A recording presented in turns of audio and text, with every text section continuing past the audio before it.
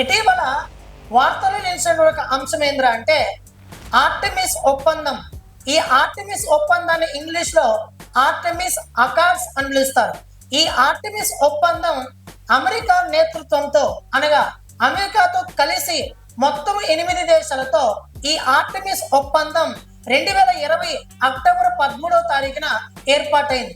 మరి ఈ ఆర్టెమిస్ ఒప్పందం యొక్క ప్రధాన ఉద్దేశం ఏంటంటే పౌర అంతరిక్ష అన్వేషణకు మార్గనిర్దేశం చేయడము మరియు చంద్రుడిపైకి మానవ యాత్రను చేపట్టడము, అదేవిధంగా అంగారకుడిపైకి యాత్రలు చేపట్టడము, అదేవిధంగా అంతరిక్ష పరిశోధన చేయడమే లక్ష్యంగా ఈ ఆర్టెమిస్ ఒప్పందాన్ని రూపొందించడం అనేది జరిగింది.